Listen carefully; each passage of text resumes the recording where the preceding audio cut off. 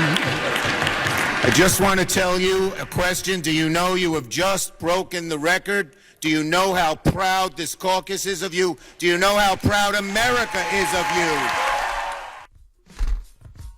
So the point of the speech, you said it was 25 hours? 25 25 hours. 25 hours and 4 minutes. So reportedly, Senator Booker, he is currently recovering right now, and he says there's a good reason that he had to stand up to the Trump administration and that he knew he couldn't sit by and do nothing. He also spoke about how his smartwatch showed some concerning statistics while he was speaking. Let's take a listen to that audio. They're going to try to push through a bill that's going to gut $880 billion from Medicaid. They're going to try to put forward to a bill that's going to give tax cuts to the wealthiest in our country, disproportionately trillions of dollars.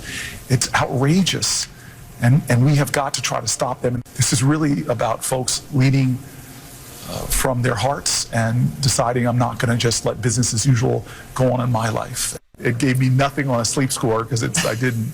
My heart rate was pretty damn high after about 4 or 5 hours, a little bit high. That's concerning. So there are definitely some physical things. I'm feeling it now. Yeah, I'm not mad at it. You know, Corey showed some fight. He's doing something. You know, he's at least acting like the times we are in aren't normal. And, you know, I still don't know what this accomplished, but if it energizes, you know, other people to do something, I'm all for it. Yeah, that was going to be my question.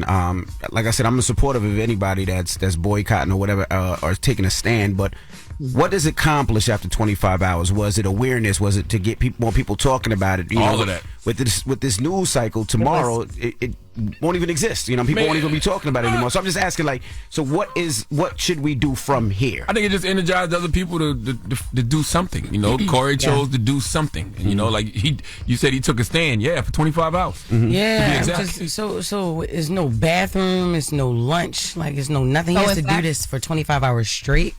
Yeah, so in fact, when it comes to the bathroom, he said he fasted the day leading up to his speech, and he also, you know, stopped eating. I think it was like 2 days before, and then he said the day before on Sunday, he stopped drinking to avoid things like going to the bathroom.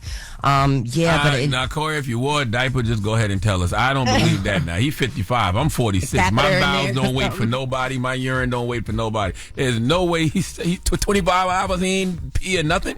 Can't even take a bathroom break? He had to take a potty break now. You might have had They gotta let him take a potty break. He might have had a diaper, or Come on. a male diaper or something like that. Yeah, because 25 hours, no urine. I'm no still over here like I don't know. I don't know. Yeah, I need more details.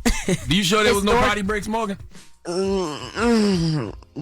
was able to take questions. That's all I've been able to see in terms of breaks. But I do think it is fascinating that he broke the speech, the record for the speech, which is the longest Senate floor speech was 24 hours and 18 minutes back in 1957. That was Democratic Senator Storm Thurmond of South Carolina, Charlamagne, who tried to stop the passage of the Civil Rights Act in 1957. So look how far we've come in 67 years, right? Yeah, because ain't nobody else going to do that. 25 hours. But to your point, Yeah, they say Charlamagne, he wasn't allowed to use the bathroom. Yeah, no, you can't take a break or a recess and those things. He had But a yeah, to diaper your on. point, a catheter. No, I don't know. But to your point, Charlamagne, I do think it raised some awareness. I would have liked to see somebody step in, you know, next and continue with another 24, or you know, but for it to end, it's kind of like, you know, what now? But yeah. And that was my question. You know, he did send out this mass text yesterday. Cory Booker did. Man, shut up. I swear to God. I know, but that's But is what he wanted from this. money. You know, okay. Yeah, for a donation. All right, that's it. That's I'm what not it saying no said. more. That's what it. Not saying no more. Forget you. Thank you, But Morgan. that's what it was. So it was Thank kind you. of I'll like. be back with election results at 7. Okay. Hold on. So what you got the like mine says Leonard is Cory Booker. I just walked off the Senate floor. I may be tired and a little hoarse, but as I said again and again, that's the one you got. Yeah, that's the same one. Yes. You got. So it's like church. It's a donation. Yeah. Yeah, I believe that history will show we rose to meet this moment. It will show we did not let the chaos and division go unanswered. It will show that when Donald Trump chose to spread lies and so fair, we chose to come together, to work together, and to rise together. If you support our movement of justice, yada yada. Yeah. yada. Now that's the reason to lock some doors. That's what he said. Close them doors. I was up here talking Hey, for 25 hours. Close them doors. I need 40,000 right now. That's how it ended. That's how that's how the note ended. Damn. Don't make me lock the door. Salute to Cory Booker. All right. Get it off your chest. 800-585-1051. If you need to vent, phone lines are wide open. Again, 800-585-1051. It's The Breakfast Club. Good morning. The Breakfast Club. Wake up, wake up, wake your ass. This is your time to get it off your chest. Whether you're mad or blessed, we want to hear from you on The Breakfast Club. Hello, who's this? Yo, what's up, Breakfast Club family? What's up, bro?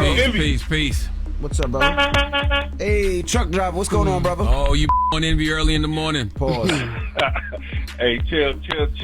Nah, man, look, I just want to say, man, your boy is blessed. Your boy is happy I'm still alive. You know, I got robbed. My house got robbed and destroyed last week, man. But, hey, I'm still alive, still going, man. I'm sorry to hear that, black man. Where you from, bro? I'm from Charleston, man. Charleston, South Carolina. 843, what, it was a home invasion? Yeah, I mean, I wasn't home, so I guess it was just a regular burglary, but them boy destroyed my whole apartment. You know, I was saving up, man. Them boy took my cash out my house, took a few more things, but hey, man, I'm able to. At least you're alive. At least you're alive. You know what I'm saying? You know, I was just having a conversation with one of the homies this morning. Actually, me and Duval was talking this morning, and I was just like, man, you know, we've lost all sense of purpose and what's important, and nothing's more important than life. And, you know, folks take their own lives and the lives of others for granted every day. So the fact that you, even though went through this hard situation, you know that you can get the material items back. Your life can't get that back. So I'm glad you're here, brother. Yeah. Absolutely. Hey, that's real. I appreciate that. Hey, Charlamagne, man. Hey, can I get a book? Of course. Come on now. We'll put you on hold and I'll get all send the that to information. Charleston ASAP. That's home team. Question, did you have Yes, did you have the alarm on your house, bro? I had no alarm, man, and I just got my camera removed, so like I didn't have no camera, no alarm, so Damn. man, I pretty much got to get it back in with this hard work, man. That's horrible, brother. All right, brother. I'm sorry for that. Hold on again. And I tell everybody out there, don't get too content. I know a lot of times things get comfortable and you might forget to put your alarm on your house. You might forget to check the windows and lock the doors. Don't get comfortable, because when you get comfortable, you never know what will happen. And I tell that to everybody, myself included. Hello, who's this?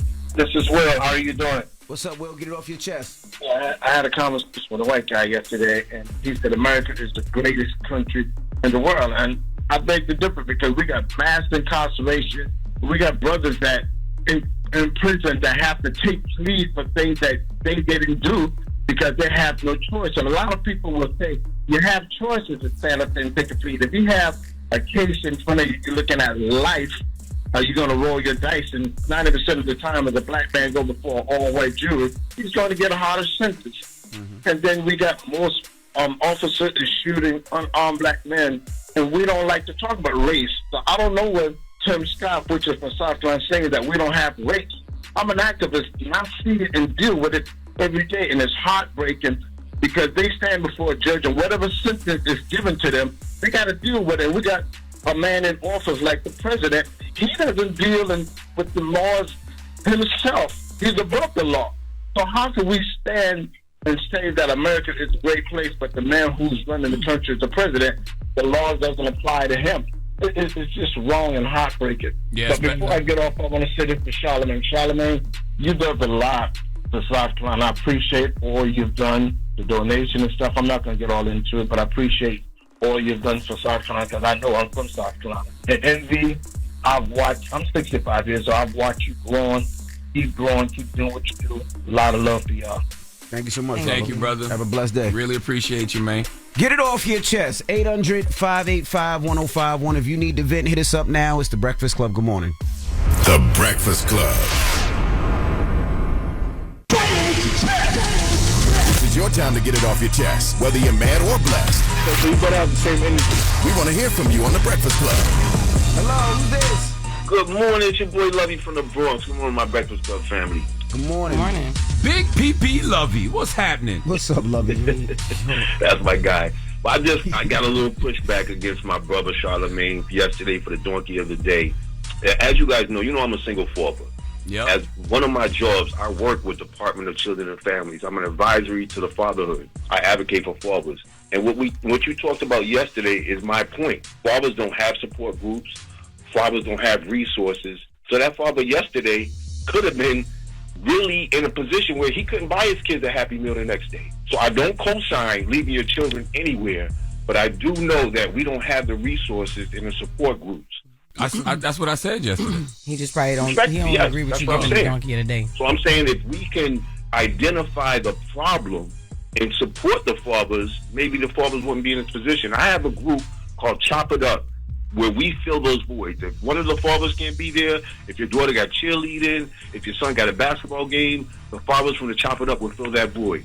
There need to be more groups like that. Shout out to my Chop It Up brothers. But there need to be more groups like that where we support fathers and not condemn them. And that is a support group. And they have a group like that in Augusta. I forgot the name of it right now, but I said it yesterday. But, yeah, my biggest point yesterday, man, you don't jeopardize your child's safety in the pursuit of employment, because there's no job on this planet that would make up for something happening to your child. I don't care where you work, what job you potentially get, how much money you could be paid. Nothing comes before the protection and safety of your kids. Yeah, no, I agree. I just didn't think he needed to get arrested for it.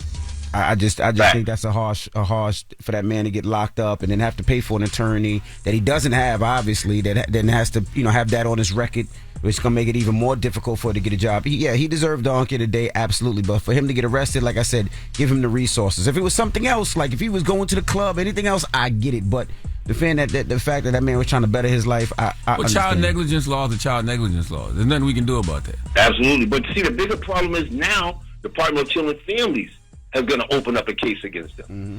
So now, you see what I'm saying? So he going to be fighting the uphill battle. But let him know that I am on the advisory board for the fatherhood engagement. So if he needs, reach out to the Breakfast Club. I could tap into him. I can help him with the resources, because that's what I do. I advocate for fathers in this position. And I also want to say all of that is great, but you do have to wait to see if this case is what it says it is on paper. Right. Because there were some people that were pointing some things out to me yesterday, which I already had noticed, but I didn't say nothing because I didn't want to put that on the brother. What's that? I mean, I'm just, if your job, you got a 2-hour job interview, you keep coming back and forth. Remember, there was a witness that said they saw the guy come back 2 or 3 times. Check on him. So what job interview lasts 2 hours, and what job interview lets you come back and forth? Maybe said he had to go to the bathroom and then he ran. I don't know. I just said orientation. That sounds like an orientation. Like you already got the job and y'all get breaks in between. It don't sound like an interview. That's all I'm saying. Hello, who's this? Yeah, what's up, Envy? What's up, Trav? Jess Hilarious. Hey, baby. How you doing, Char? Peace, sis. What's happening? I'm just calling to tell everybody that the world's most amazing event is happening this weekend. J. Cole's Dreamville Fest is coming up, okay? He about to deliver bars. He about to deliver entertainment. He about to deliver performance. He about to deliver the world's greatest rap show, because it's the final Dreamville Fest that is coming up this weekend. And I hope you guys go and enjoy yourselves. Hey, Trav. Envy, you going, Trav, right? Can I say something real quick?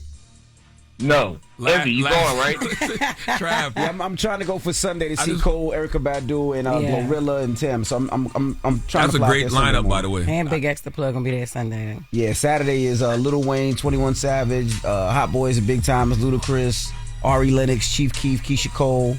So that Erykah Badu Glorilla thing sound good. But did you see Kanye last night? Kanye posted, no one listens to J. Cole after losing their virginity. Damn. Ain't nobody listening to Kanye these days. Kanye said, I hate J. Cole music so much. It's like between Kendrick and Cole. I bet you industry plants asked Cole to diss Drake. Then we would have been accosted with a J. Cole Super Bowl commercial with no scissor song to save it. I don't know what he was talking about. He was going crazy on your boy last night. Yeah. Charlamagne pick and choose when he want to listen to Kanye. Right, because any other time he boring. He ain't nothing about him. As soon as it's going to hurt Trav, he was going crazy. He said he said Drake was hurting hip hop by giving J. Cole a platform. Trav, do not care. Envy. Yes, sir. if you happen to get another, media pass, just go ahead and DM me and let me know. Go ahead and text me and let me know. Nah, you know what you got to do to get that media pass. Envy old school. Envy old school. Goodbye, Trav, envy old school. Goodbye, Trav. All right. What's wrong with you, What man? you mean? You know what he need to do. Get it off your chest. 800-585-1051. We got the latest with Loren coming up. Yeah, we do. So there's a new Diddy accuser, but this guy says that he was made to walk around with a penis mask. We gonna talk about it. It's the Breakfast Club. Good morning. The Breakfast Club. Morning, everybody. It's DJ NV, Jess Hilarious, Charlamagne the Guy. We are the Breakfast Club. Let's get to the latest with Loren. Loren becoming a straight fat. She gets them from somebody that knows somebody. She gets the details. I'm the homegirl that knows a little bit about everything. She be having the latest on this. The latest with Lauren LaRosa. Sometimes she have facts, sometimes she have details, sometimes she have a little bit of everything. What was the latest? On The Breakfast Club. Talk to me.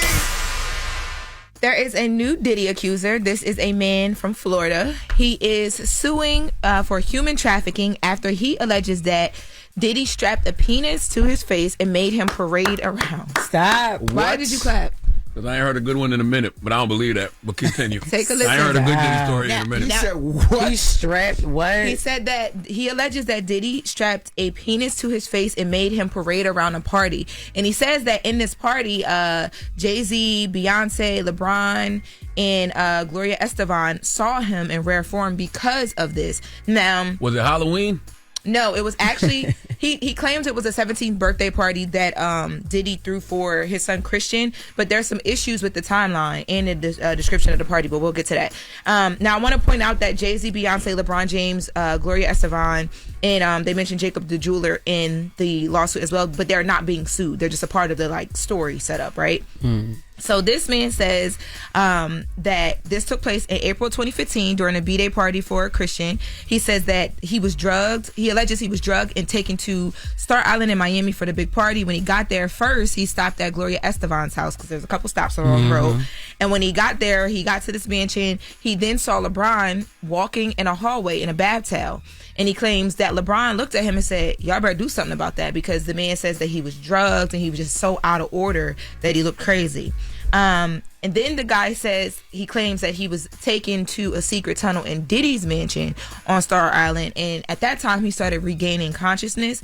And he looks up and he notices that Jay-Z and Beyonce are there. And he alleges that Beyonce saw him performing? and said... No, they were performing, or they was in the party. Okay. Yeah. So they saw him with the penis on his head. Yeah. Yeah. Allegedly. Allegedly. Yes, and then he alleges that Beyonce saw him and said, "What's this? What's this all about?" Penis. Sorry. That's right, Lauren. Go rogue. No. Oh my God. Why is there a half-naked white man with a penis mask standing here in front of me? That's what, according to him, Beyonce said. Well, that's how she would have known if she'd been to a Diddy party before. That was her first time at a Diddy party? Yeah, you know. Shut up, man. Go ahead. Now, again, remember this is the second stop. So after this, now he's in the Diddy's mansion, and allegedly he's being paraded around with this penis mask. And he says that he was taunted and humiliated. He says that he was then stripped naked and they put him in a small thong bikini bottom and a black leather mask with a rubber dam forcibly inserted and zipped closed over his head. He was made to wear that as well. It sounds like some sort of like sex toy. And then he says that there was a locking sex device that was put on the mask that protruded from his mouth. Y'all know, y'all got that? So he was awake by this time, right? Yeah, he just couldn't take it off. Yeah, he said that he was still like kind of out of it, but he had begun to regain consciousness from whatever it was that he was given, allegedly drugged by. So then he says that he was then degraded and he was made to do non-consensual sexual acts. Now, here's the issue with this. So, the 17th birthday party, April 2015, did happen for Christian Combs, who was Diddy's son. But the way that this man describes this party, because he said it was a freak-off, this isn't consistent with the way that the freak-offs are described in all of the federal indictments. Also, too, he mentions that he saw Jay-Z and Beyonce. Jay-Z was publicly in New York on April 1st, 2015. He was at a title speaking event. Crazy. You needed to go look it up. I had to look up a penis mask. I don't think you had to go look that up. Emmy, that's not the internet. That's your phone album, your photo album. That is perfect for Halloween. Yeah. I'm going to tell you something. All of these civil cases are going to be the reason Diddy walks on his criminal case. Because none of these civil cases sound believable anymore. Not at all. And folks are starting to get Diddy's story fatigue. And when you hear so many unbelievable sounding stories, you start to question everything. Yep. So it's going to be very, very tough to find, jurors who aren't biased in some way, shape, or form. But not only that, what lawyer is taking it without doing their due diligence? Like the fact that, it was easy to find out that Jay wasn't even there and was in New York during that time. That means these attorneys are not doing their due diligence and taking these cases. And like you said, this is that's going to be the reason why people don't believe what's really going on. Yep. If something is going on. Now, a spokesperson for LeBron told TMZ, because they broke the story, that this is false and that he doesn't even merit a report. This doesn't even merit a report or response. A basic internet search shows that LeBron, what LeBron was doing on April of 2015, he was playing basketball for the Cleveland Cavaliers and was never in Miami. See? Wow. Now, nobody does due diligence, and they got him walking down the hallway with a bath towel. Yes, talking about what's going on here. Y'all need to do something about that. Yep. Mm-hmm. Crazy. Yep. And then Jay-Z's attorney, Alex Spiro, he doubled down on what TMZ was able to easily piece together from Google. He said Mr. Carter wasn't in Florida at the time to witness this incident. He was engaged in easily findable public activities that prove that he was not at this event. This is more nonsense that just erodes the trust in our justice system. And Gloria Estefan, her rep, says that, Gloria strongly denies the allegations. The property in question was never a home where Gloria even resided, but it was rather a house they owned for family use. There were no parties thrown at the property between 2012 and 2019. We have all necessary documentation to support these facts and will provide it in court. That's why, in a way, they need to make it to where civil cases can't be filed until after the criminal case is complete, because it muddies the waters. Because like I said earlier, you know what I'm saying, these civil cases, don't sound believable anymore, so it makes you question everything, including the criminal case. And that's some good drugs. If you can wake up and think you see LeBron, Beyonce and Jay-Z. And you thought you had a penis on your face? What? That's some drugs. Hey, now. I'll take it a step further. I think these attorneys should be able to get some type of charges put on them. Yeah. The fact that they're not doing due diligence and you ruin somebody's name, or you could muddy somebody's name, muddy somebody's deal. No penalty. And there's no penalties, nothing. Yep. They're messing it up for the criminal attorneys. 100%. Well, we talked about this, or I said I be talking to myself. I talked about this on the latest with Lauren LaRosa, the podcast. I actually do. Okay. And you talk over yourself? I mean, yeah, because too many thoughts at one time. Yeah, and I'd be like, but on the podcast, I was saying how on Diddy's side for the criminal situation, even though there's that video still, right? This, if I'm a juror and I keep seeing all these crazy accusations and things being thrown out, maybe I start to be like, hold up, wait a minute. And that video is being thrown out, right? They can't use that video. They were going back and forth trying to figure it out, but the issue was that they said that they didn't have the original video, but then remember prosecutors came out and said, no, we do have a recording of the original video. If you're a juror to that point, that's what I've been saying the whole time. If you see all of these different cases get thrown out and all of this stuff start to sound unbelievable, then when you sitting there like, well, why should I believe any of this in the criminal trial? Yeah. I'm just saying about how crazy I probably sound to my videographer interrupting myself. You're so crazy to us. All right. Well, that is the latest with Loren. Now, when we come back, we have front page news. And the NASCAR driver, Bubba Wallace, will be joining us. So don't go anywhere. It's The Breakfast Club. Good morning. You're checking out The Breakfast Club. Morning, everybody. It's DJ NV, Jess Hilarious, Charlamagne the Guy. We are The Breakfast Club. Let's get back in some front page news. What's up, Morgan? Yeah, so let's get back into it. Voters in Wisconsin and Florida headed to the polls yesterday in what many are calling a national political power struggle. Not to mention it's like getting a temp check on the American people, especially those who voted for Trump. In Florida, voters decided on two pivotal vacant House seats. Republican Jimmy Patronis is projected to be the winner in Florida's first congressional district. He defeated Democrat Gay Vallimont in a special House election for the seat that was vacated by former Representative Matt Gaetz. And that win gives the Republicans a razor-thin margin in the U.S. House of Representatives. Also in Florida, a Republican Randy Fine is projected to be the winner in the 6th congressional district. He defeated Democrat Josh Whale in the special House election for the seat that was vacated by former Representative Michael Waltz. Again, that gives the Republicans just a slight edge in the House of Representatives. So in Wisconsin, a state Supreme Court election was held, and liberal Susan Crawford is projected to be the winner of the open seat of the Wisconsin Supreme Court. Crawford defeated Republican Wisconsin Attorney General Brad Schimel, and it was actually on record to be the most expensive state Supreme Court race in U.S. history, with both sides spending an estimated $100 million in their campaigns. Sheesh. So that's an interesting way of looking at things, that seems like the seat switched in Wisconsin. That's a win for Dems. And of course, in Florida, the GOP seems to maintain their edge. Moving on to the House, Republican leader in the House is downplaying President Trump's thoughts on serving a third term. Now, Trump has said there are methods for making it happen, but there is a long way to go as it is early in his administration. Now, House Speaker Mike Johnson said the Constitution would have to be amended, and that's a high bar, adding that a lot would have to happen for Trump to run again. But he could see why people would want him to run again. So let's take a listen to House Speaker Mike Johnson. He recognizes the constitutional limitations, and I'm not sure that there's a move about to amend the Constitution. There's a constitutional path. You have to amend the Constitution to do it, and that's a high bar. You know, we take him at his word. I understand why so many Americans do wish that he could run for a third term, because he's accomplishing so much in this first 100 days that they wish it could go on for much longer. We shouldn't even be entertaining this. Like, we're talking about authoritarian rule as if it's normal. Like, we're talking about something as unconstitutional as running for a third term as if it's normal. And that's literally how those things get normalized. And it is unconstitutional, as you mentioned, Charlamagne. Serving 3 terms as president is prohibited by the Constitution under the 22nd Amendment. And I know people have been, talking about different ways that it can happen. Of course, the president has said there are ways of making it happen.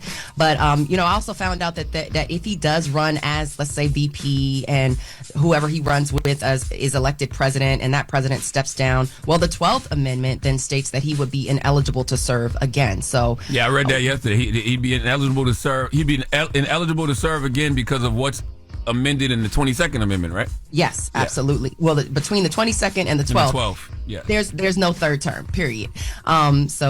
Just but something to watch. So when Trump says, there are ways of making it happen, I'm curious to know what those ways are when the Constitution seemingly is ironclad in this. So. Yeah, let me ask you a question. I know it has happened before where a president, did a third. So how did that president do it before? Because they amended it after. They amended it after. Okay. Yeah, this was prior to that amendment. Absolutely. Elsewhere in the House, I think it's interesting that House Speaker Mike Johnson suffered an interesting loss involving his own party yesterday. This after 9 Republicans joined all Democrats in going against a procedural rule that would have killed off an effort to allow new parents to vote remotely around the birth of their child. Now, the vote also blocked votes on Republican priorities to limit power of federal judges. Johnson said the vote means that the House can no longer further seek action on the floor this week. Florida Republican Representative Anna Paulina Luna, she left the conservative House Freedom Caucus when her colleagues would not back the bipartisan measure. So it does look like there is a bit of a shift in Congress. People are starting to, stand on what it is they believe a little bit. So, but bringing things home to you guys in New York. New York City Mayor Eric Adams is among those reacting to the DOJ's decision to seek the death penalty for the accused CEO killer, United Healthcare CEO killer, Luigi Mangione. Adams seems to be on board with the death penalty. Let's take a listen to New York City Mayor Eric Adams. You intentionally went in and you took someone's life. It was a horrific act, and whatever process they put in place, I respect that process. So Attorney General Pam Bondi is ordering federal prosecutors to seek the death penalty. The 26-year-old Ivy League grad allegedly shot and killed Brian Thompson on a Manhattan sidewalk in December. And Bondi called the killing premeditated, cold-blooded assassination that shocked America. Meanwhile, Mangione's attorney says the move shows that the Justice Department is moving from the dysfunctional to the barbaric. What do you guys think? Death penalty for Luigi Mangione? That was a scary time in New York when all of that went down. I mean, destiny's not a matter of chance; it's a matter of choice. Luigi made a choice, and I don't know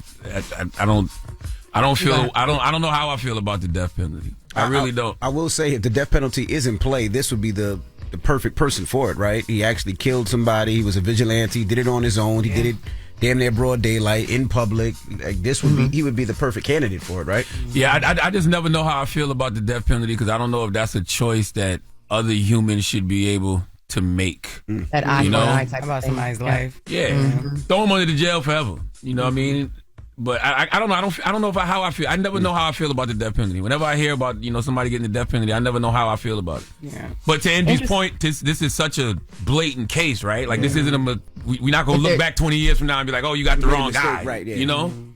Yeah, absolutely. And I know we probably running out of time, but I wanted to mention that the Target boycott is seemingly working, guys. So after Target decided to roll back their policies on DEI, Retail Brew reports foot traffic in the store has dropped 5.7% year over year from March 17th. Last week, it dropped 7.1%, and it's been dropping 6.2% for the last 8 weeks. With Easter around the corner, you would think the retailer would see a bit of an increase, but no, sales continue to drop. They also reported a 3.1 loss in the fourth quarter of last year.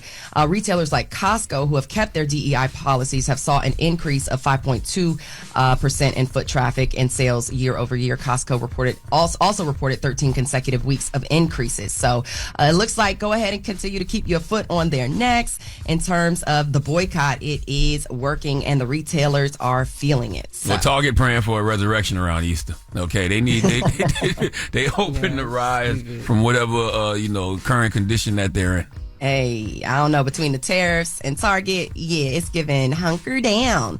But that's your front page news. Follow me on social at Morgan Media. And for more news coverage, follow at Black Information Network. Download the free iHeartRadio app and visit us at BINnews.com. Make it a great Wednesday, y'all. Thank you so much, Morgan. All right, when we come back, Bubba Wallace will be joining us. We're going to kick it with Bubba Wallace when we come back. He's also bringing the CEO of the Robinhood app, Steve Quirk, and we'll talk to them next. It's The Breakfast Club. Good morning. The Breakfast Club. Morning, everybody. It's DJ NV, Jess Hilarious, Charlamagne the God. We are The Breakfast Club. We got some special guests in the building. We have Bubba Wallace and Steve Quirk. Welcome, fellas. What's going on? How you feeling? What's happening? Hey. Another day. Man, Bubba, how does it feel? And I know you get this all the time, but how does it feel being the first black NASCAR driver? Oh, I wouldn't say the first in a while. Okay. Oh, you weren't the first? No, Wendell Scott he opened the door for all of us. And so I've been the first to win since him. Gotcha. Yeah. How long ago was him? I was at 60s. Okay. Yeah. Right. So it's been a really cool journey. Lots of up and downs. Being in the Cup Series for 8 years now has been, I've learned a lot. I've grown a lot. I've got a couple gray hairs in my beard from I guess, every year that I've been in that. I'd say every race I've been in the Cup Series, but it's humbling. Knowing that there's not many of us there, but, I'm leading the way for a generation that is paying attention. You have a following and a demographic that wants to be a part of this sport. It's cool to be at the front of that. How did you get into race car driving? Started when I was a kid in go-karts. My dad had a go-kart. He raced a couple times. He flipped all 3 times. I have yet to flip in my career. Okay, all right. Yeah, knock on wood. But my dad got us started, and he invited us to come out, or he told us to come out and watch a family friend of ours just sitting in the stands. Became a fan that way, bought a go-kart, and went racing. Where'd the name Bubba come from? My sister. Yes. We don't know why. She said she didn't have a speech impediment. She just decided to call me Bubba. So she's 5 years older than me. She's 5 years older. Yeah. And it's stuck ever since. It's stuck. And well, it was confusing at the racetrack, right? Because I'm a junior. So, hey, Daryl, my dad would turn around. And they were trying to get in touch with me, so we were just like, let's go with Bubba. It makes it easier, and it's fun. Everybody's a Bubba. Yeah, especially down south. We say that a lot. Yeah. What's up, Bubba? What's up, Bubba? Yeah. So you embrace the responsibility of being, I guess, are you the only black NASCAR driver at the Cup level? Yes, sir. Yeah. So you embrace the responsibility of being that person at the forefront to inspire the next generation. Yeah. We got some youth coming up. We got Raja Caruth coming up through in the truck series, and it's fun being a mentor to him and the others coming through. And I sense a responsibility there to carry myself the right way, but also show that I'm here to stay and make a name for myself as well. So the only way to create boundaries is to cross them and figure out what to do, what not to do. So I've made some mistakes along the way, but it's shaped me and helped me to become who I am today. And so off track, on track stuff has been phenomenal. I could say this whole year has started out really, really strong for us, and nothing's better than winning. So it's been a while since I've been in victory lane, but not from a lack of effort. What part of North Carolina are you from? Charlotte. Okay. 704. So that was big. That was big growing up. Race car was okay. Yeah, so I grew up 15 minutes from the racetrack. Oh, so all the race teams were all within a 30-minute radius of each other. Well, I was going to ask, how difficult was it? Because coming up, there wasn't too many of us in the stands. I'm sure there's not too many of us in the stands now, but there was way less in the stands. So how difficult was that? I'm sure you had to face racism, other drivers, other teams, and how difficult was fighting through that? Honestly, my mom was, my parents, both my parents, but my mom was, the driving force behind of just never giving the media any negative to talk about, right? Well, I failed at that a couple times. But she was always just keeping me aware of the said scenarios, right? And for me, though, I grew up in a well-diverse community, didn't see color, still don't, and it just didn't matter to me. So when I jumped into it, there was, I think, 2 of us that were of color. And Benny Mingo, he actually works at our race shop now. So it's nice. Crazy how he works on our race cars. But it was just the 2 of us, and it didn't bother me one bit. You know, growing up, you know, the higher you got in the rankings, the better you got. You know, the faster the cars. You know, I was the only one, and still didn't bother me. All I cared about was winning. And it sounds like a very just cliche, typical straight line answer, but I didn't give a damn, right? And I still don't, because at the end of the day, we're all human beings, and that's how I view each other. And we just happen to be a little bit darker than others, and that's okay. But if you treat each other with respect, then you demand that respect back. And if they can't give that back, then they're not the people for you. So that's how I've kind of viewed life and have enjoyed life, no matter what's thrown at us. I agree with that. You know, but you being a biracial, right? Whenever you feel, when people come at you for being black, do you ever feel like, well, I'm white too? Halfway there. Well, yeah, I mean, you have to kind of balance both hats, really. You know, I have a black side of my family, I have a white side of my family, and so whose food is better? That's a good question. And where do you go for Thanksgiving? That's a good. I like to stay home now. I ain't got to do nothing. Damn, you're putting me on the spot. I don't think it's that difficult. You know. I'll have to go with my sister. I'm going to have to go with my sister, the black side of family. It's good. Yeah, she named you Bubba. Her food is definitely good. No, I think just trying to just walk both paths can be tiring at sometimes, because I just want to walk down the middle, but it's just never that easy sometimes. So now, before we get to you dealing with Steve, I want to ask, how many people come up to you and try to race you in the street when you're ever driving? Does that happen a lot? No, because I have tint on my windows, so you can't see who's driving. Okay. So, yeah. And do you ever get crazy on the street sometimes? You just like... No, I don't waste time, though. So if we got to drive to the grocery store, I know how to get to the grocery store, but I'll plug it in the GPS to see which way is the fastest way, and to see if I can get there faster. Have you ever gotten a speeding ticket? Well, of course. Really? Damn. Actually, it's been a long time, and I can say I've been pulled over 20 something times and only gotten like 3 tickets. Wow. That's because you played the white side. That's right. I thought it was because they recognized you. That's what I was going with, but she got to it first. That's what I was going with. Now you're here with Steve Quirk with Robin Hood. So what's your relationship with Robin Hood? It's just starting out. So excited for the partnership that we just announced. Be a part of 2311 and sponsoring myself and Corey Heim in a couple cup races this year. So hats off to everybody at Airspeed on the marketing side of things to bring in new sponsors to the sport. So this will be the first time that Robin Hood's a part of our sport in this sort of capacity, and it's special. So it's fast paced. So I hope they can keep up. Yeah, it's our first national sponsorship of sports. We have a couple NBA teams that we sponsor. For people that don't know what Robin Hood is and what they do, let me quickly explain. So Robin Hood Basic, we have about 25 million customers, and Robin Hood it's an investing app. What we've been largely credited with is bringing 25 million young, very diverse, first-time investors into the marketplace. So in the U.S., we're sitting close to 60% of U.S. households now are invested in the market. That's the envy of the world. It's like 20% in Asia or Europe or other places. And what we did is just remove the friction. So if you have $5, if you have $10, you can invest. We removed all the friction, made it very easy for people to have access to the greatest wealth creation vehicle in the world. So as important as it is for you to make money, you have to put that money to work. And we've made that really accessible for young people. Yeah, my kids have Robinhood, and it's very accessible. They know how to use it. They invest in it. They're not investing a lot of money, but $5, $10, it's a start for them at a young age. But it used to, the whole system used to be kind of really kind of inaccessible for young people, because you had to wait till you got this amount of money to be able to do it. And so really by the time you got around to investing, it was a little bit too late. The second component that we're really, really strongly focused on is it's one thing to give them access, but it's another thing to make sure that they do it in a way that's going to be sustainable and that they're going to have a good investing career. So we do a lot in the way of education, both within our site and the app, but also we go out to universities. We have a bunch of university programs where we help people understand the importance of doing this in a suitable manner.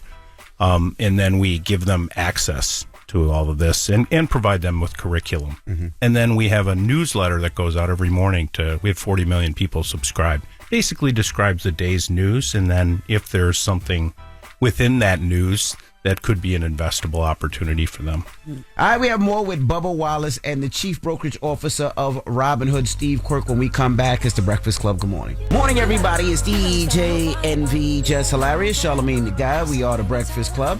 We're still kicking it with NASCAR driver Bubba Wallace and the Chief Brokerage Officer of Robinhood app, Steve Quirk. Charlamagne? What's your vetting process, Bubba, when it comes to like who you choose to take on as a sponsor?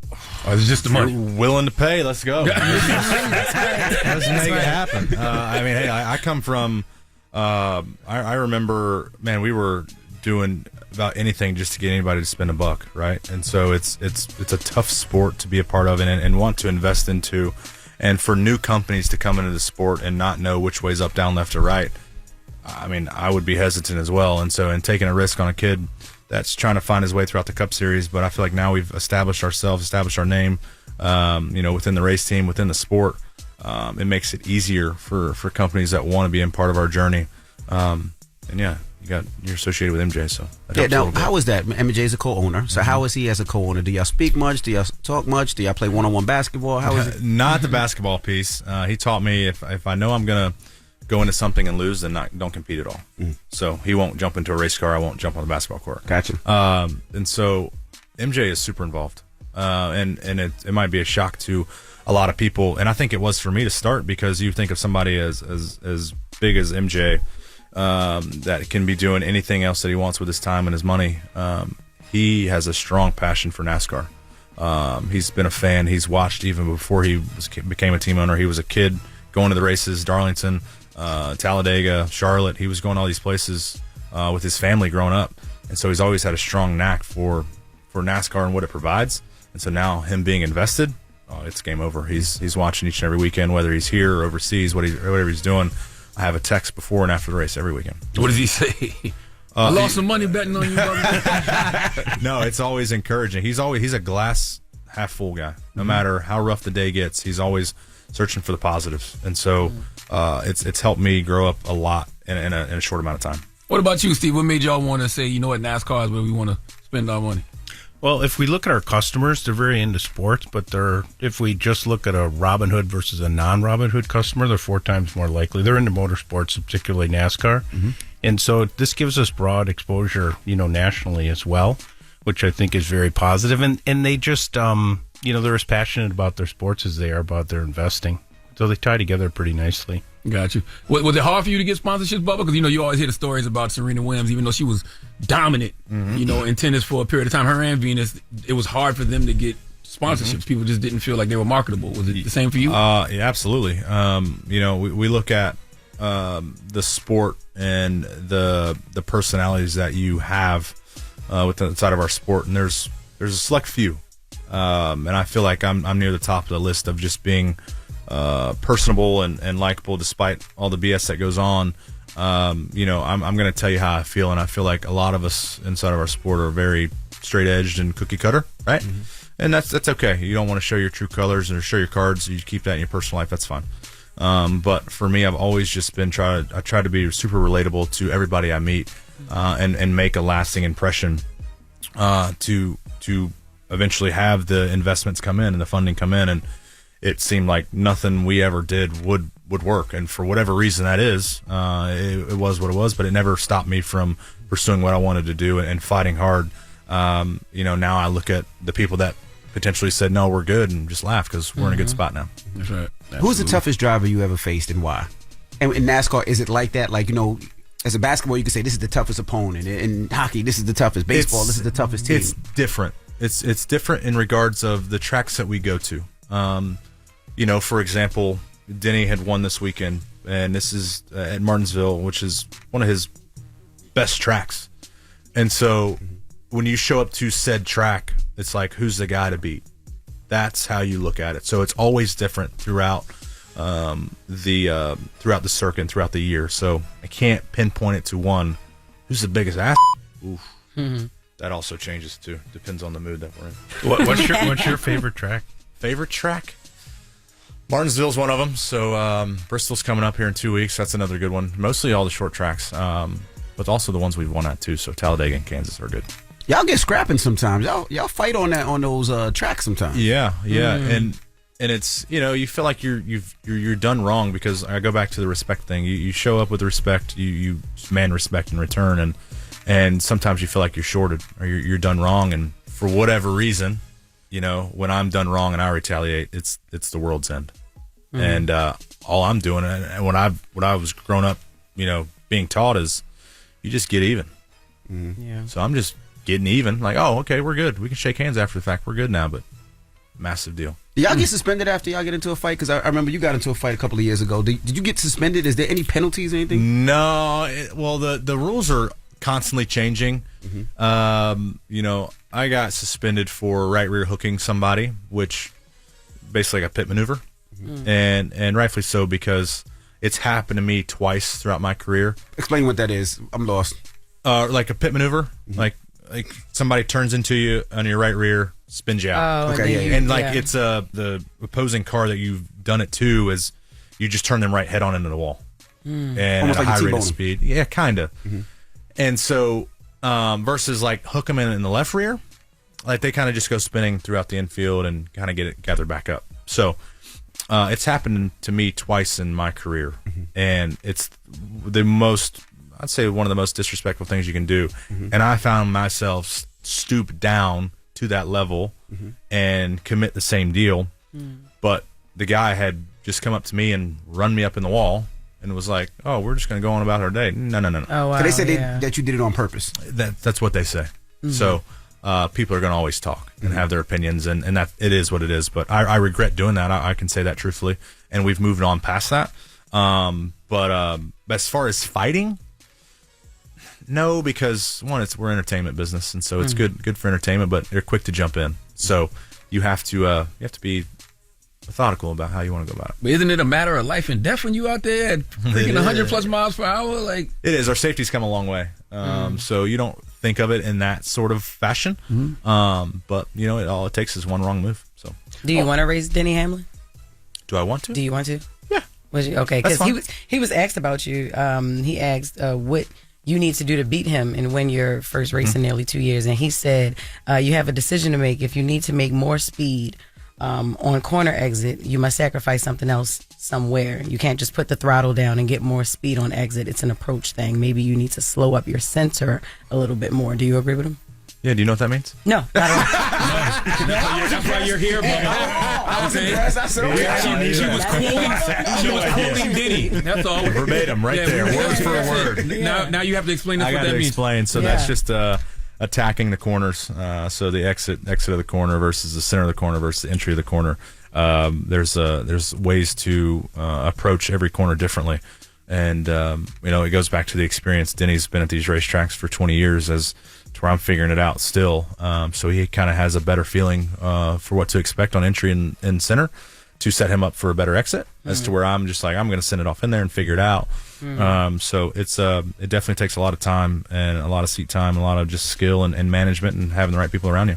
All right, we got more with Bubba Wallace when we come back. It's the Breakfast Club. Good morning. Morning, everybody. It's DJ NV, Jess Hilarious, Charlamagne the Guy. We are the Breakfast Club. We're still kicking with NASCAR driver Bubba Wallace and the Chief Brokerage Officer of the Robinhood app, Steve Quirk. Charlamagne. Quick for you, Bubba, and I want to ask Steve this too. What do you consider the most rewarding aspect of the work in the racing world, especially if you're not winning? And for you, Steve, what's the benefit other than visibility if Bubba's not winning? Yeah, I would say the last 3 years, I've really taken it upon myself of trying different things, but putting in the work and putting in the effort. And it seemed like the last 2 years, the previous 2 years, it didn't matter what I did. It kind of ended up in the same results. And so this year, I kind of didn't flip the script. I said, we're going to, start working out better, start eating better, doing all the necessary things, paying attention to my sleep, all these types of things. And the results are starting to show up quicker. And so the rewarding thing is knowing that you can pour your heart and soul into something. And when it doesn't work out the way you want it, then a lot of self-doubt creeps in, because you take it, for me, I take it on my shoulders like, well, damn, I guess I'm not good enough. But then you see others that are doing half the job but getting it done. And so it's like, well, damn, what's the scenario I need to put myself in? Well, I think it comes down to just trusting the process. And I've realized that, and I've said this recently a lot, that your timeline is going to be either quicker or slower than mine, and that's okay. That's how we're built. Mm-hmm. We have to appreciate the scenario that we're in for ourselves and work on self and continuing to do that, because that's, at the end of the day, that's all you got. What about you, Steve? What's the benefit of what's the rewarding aspect of the work that Bubba's doing in the racing world if he's not winning for Robin Hood?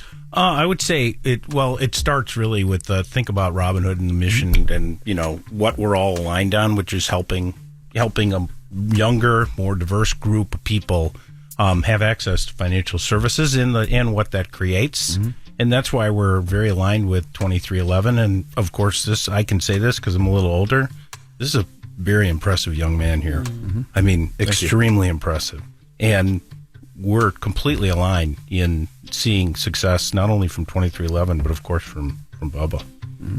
I was going to ask, when you get into those car wrecks, right? Mm-hmm. You get a call from MJ and he's not like, Bubba, another car? How much do those cars cost to replace?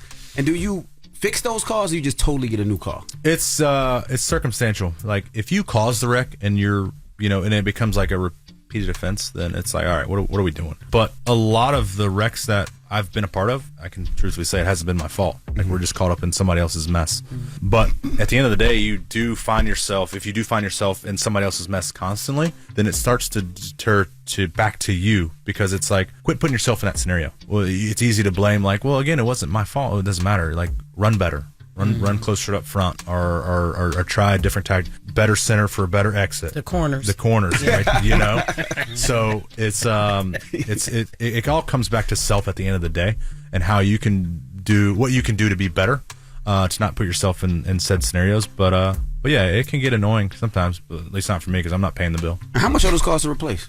Ballpark. I don't know what we're up to. 500, 500,000 per car. And how many cars do you have in the storage, just in case? We're only allowed, I think, like 7 to 8 on rotation now. So, how many have you wrecked? This year, I think like 2. This year? Counter question. That's for 22 years. Yeah, that's a necessary expense, I would think, right? It's a lot. I mean, that's why you want to have good partners to foot the bill. So thanks, Robin Hood. Yeah. Thanks, Robin. I wanted to ask, you played a big role in getting the Confederate flag banned from NASCAR events. How did other drivers who didn't want it banned treat you after it was banned? I necessarily can't say that they didn't want it banned, so I didn't really know their viewpoint on it. Mm-hmm. But I think we all came together and as one, as in unison, and I think that's all you could ask for in sports. But for the ones that necessarily didn't want it banned, they've never come forward or shown their displeasure. Mm-hmm. So I can honestly say the sports has been way better without it. So hold on, how do you know they haven't shown their displeasure? Because there was a noose found in your garage back in 2020. Was that before or after? Oh my God. Well, I think we're all human enough to, if in out of the driver's world, if you have a problem with it, you just kind of keep it to yourself and move on. And I'm not treated differently, or I don't speak to said drivers. But I haven't had any instances where the drivers have come at me for removing the Confederate flag. It's everybody's been in support of it, and we've moved on. So it is what it is. Did they ever get to the bottom of the noose thing and find out who did it, or no? Yeah, it was there before we got there, years before we got there, and it's just coincidence that I had that garage. Damn. So they it's knew wild. you was coming. It's wild. Wow. So it is still a topic of discussion to this day. It's wild. You should see my Twitter mentions. Mm-hmm. Like, Bubba finished third. What was there news? It's wild that is still going about it. And but no, it was there before we even got there, and just the 1 in a million quadrillion coincidences that I had that garage stall. Mm. And in fact, it was tied in a fashion like that. Mm. It could have been this small. It doesn't matter. And so it is what it is. And we've moved on from it, and it sucks that the sport was put in that situation, that I was put in that situation, our team was put in that situation, but we've learned a lot about who we are as a sport and who we are as competitors, and that's all you can ask for. Did it take a toll on you emotionally? Oh, those year or two after that was rough, because I went from being one of the most, I wouldn't say the most liked drivers, but favorable drivers, but now it's just been the boos and stuff, and that's okay, because it's sports. And I'm a big, I love going to college football games, Tennessee, and college basketball games, and I'm not a person that boos other teams. because I'm kind of in the sports world myself, and it just kind of seems childish, but fans do what they want. So booing is a part of sports in general. But it was, the next week after Talladega, it was like a light switch, and it was like, whoa, wow, we're, like, holy shit, I didn't ask for this. And so now they're making noise. I've always been told, and I've read things, is when they stop making noise is when it's worse. So yeah. And Steve, shout out to Robin Hood. Y'all made investments for financial literacy programs at Howard, right? Yes. HBCUs. Are y'all going to do that at other HBCUs too? TCU, yeah. We're 12 universities and expanding. Wow. Yeah, that's dope. Wow. All across the country. Very cool. Yep. Why is that important for Robin Hood? I think it's important because you want to make sure that people at a very young age start to understand how to do it responsibly and suitably. Mm-hmm. Everything shows that if, just the power of compounding alone, you start at a young age, you're gonna benefit at an older age. I'm one of those annoying fathers who has 3 20-some-year-old daughters, and I pound on them. You got to put that money to work. That money to work. Be invested in that. And I said, one day you'll thank me. Well, we appreciate you guys for joining us. Absolutely. Yes. Thank you so much. Thank you. Good guys. luck with everything, Bubba and Appreciate Steve. you, brother. We appreciate you for joining us. It's the Breakfast Club. It's Bubba Wallace and Steve Quirk. Thank you, guys. Thank you. Thank you. Morning, everybody. It's DJ NV, Jess Hilarious, Charlamagne the Guy. We are the Breakfast Club. Let's get to the latest with Loren. Loren becoming with straight facts. She gets them from somebody that knows somebody. She gets the details. I'm the homegirl that knows a little bit about everything. She be having the latest on you. The latest with Lauren LaRosa. Sometimes she have facts, sometimes she have details, sometimes she have a little bit of everything. What was the latest? On the Breakfast Club. Talk to me. Okay, so I want to send a rest in peace to Val Kilmer and his family, sending them some love. So the actor passed away Tuesday of pneumonia in LA, according to his daughter. For those of you guys who may not know him, I feel like by name some people don't know Val Kilmer, but you should. By face, he's huge actor. He was in Top Gun. He was in Batman Forever. And he actually had went through a whole throat cancer battle that he came up on the other side of and he recovered from it. And then pneumonia hit and he passed away. So I just wanted to take some time to send, a rest in peace to him and some love to his family. Young man. He was 65. Yeah, 65 years old, which is young. Now, changing gears here, Kanye West. Y'all know Kanye get on X and do his thing. So a fan was tweeting about J. Cole and posted J. Cole's verse that he did on Johnny P's Caddy with Benny the Butcher. And he was basically saying that J. Cole spared Kendrick by not getting into the whole battle. Oh, God. So insert Kanye West or yay. He responded and said, I hate J. Cole music so much. It's like between Kendrick and J. Cole, I bet you industry plans asked J. Cole to diss Drake. Then we would have been accosted with a J. Cole Super Bowl commercial with no SZA song to save it. No one listens to J. Cole after losing their virginity. Oh my God. When I met up with Drake during Donda, most of the convo was me telling him he was hurting hip hop by giving J. Cole platform, and I was saying how much I loved Future. Ye continues on X to say, how I hate Drake and I'm team Drake at the same time. Life is funny like that. It's like the weird thing where I feel closest to Drake and anybody in rap. So, he just had I don't even understand like what he's talking about, what he's saying. I don't think he understands. Yeah, No. I don't get it. And honestly, all he doing is helping Cole sell out Dreamville. Like, you know what I mean? Like if it isn't already. Yeah, exactly. And also the fact that I'll be there too, so they can get their tickets because I'm being Raleigh at the Improv. But go ahead. Oh, you there that weekend too? Absolutely. Because we taking a trip. Because I'm going to Dreamville too. Okay. Yes. This Okay. weekend. All right, we're gonna talk. I hate that whole J. Cole would have washed Kendrick if he would have stayed in the battle narrative too. No, he wouldn't have. No, he wouldn't have. No. Yeah, I love And he Cole. knew but that too. Yeah, He knew that. I don't got Cole for doing that either. Yeah. And I will say, Who says that anyway? Just I don't hear a lot of people say that. Whatever that people say that in that tweet you just read. Kanye just said that, but no, people. There Kanye is been that saying argument. a lot of stuff. Yeah, no, but People have said that if people have Cole said never that if dropped Cole- out of that battle, that he would have won. Yep. Oh. If untherapeutic, unhealed Cole stayed in the battle before he got his consciousness that he came back on the stage with, people think that he would have won over Kendrick Lamar. Yeah, I'm with But- you, Envy. I never seen it. Okay. I never seen that nowhere. Okay. But also too, I feel like Kanye gets online and he tweets things that make absolutely no sense, and then people take it and run with it. Like the other day, he had tweeted that Jay-Z owned his or not tweeted. He talked about with academics that Jay-Z owned his master. So he gets on these platforms and says things that don't make any sense, and people believe it. That's not true. Completely not true. Yeah, Jay-Z does not own Kanye West catalog. at all. And that's easy to look up, right?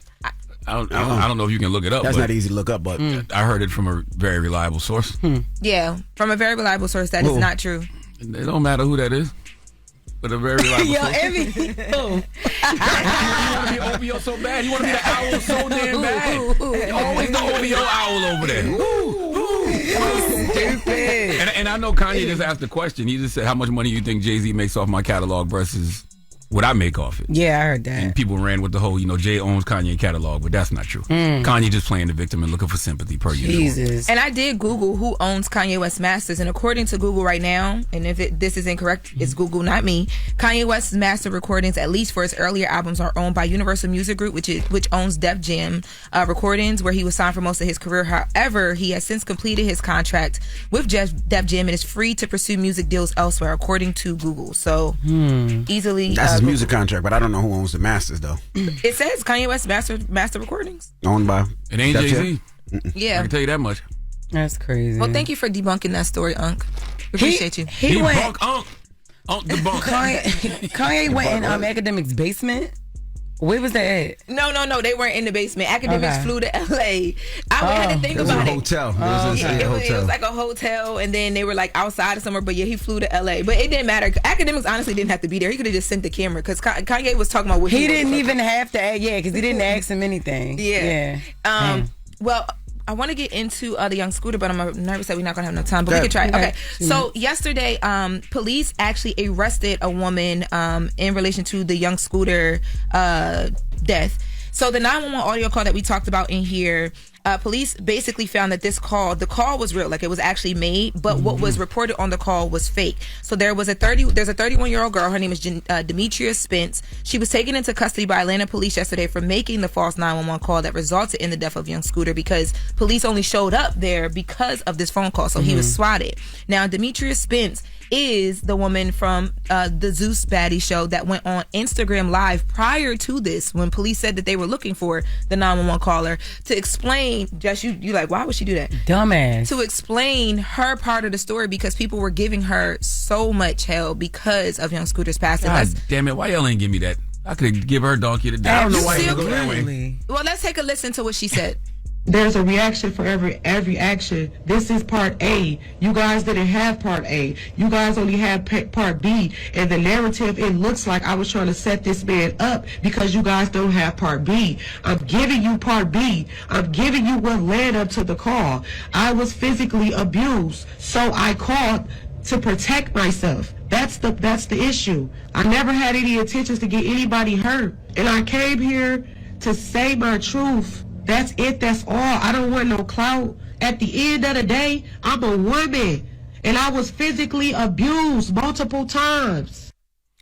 I'm so confused. Yeah. No, you're not. What are you confused No, about? I really am. Ask me. No, y'all not. Y'all got this. So she got abused? What was She said she got abused in the past before, and I guess this was her way of allegedly getting revenge back on it. So she was saying the reason she did it was because she got abused. Not that she was getting abused in that moment, but she was abused before, and that was her way of getting revenge. Go ahead. Yeah. I know, but she is in jail right now, right? Yeah, so right now she is in custody in Atlanta, and the charge actually that she is facing is transmitting a false public alarm, and that's under a certain law in Georgia. And this is what you can be charged with if serious bodily harm or death results from a response of a public safety agency. So because the police came out, Scooter fled from police, where he got that leg injury and then bled to death.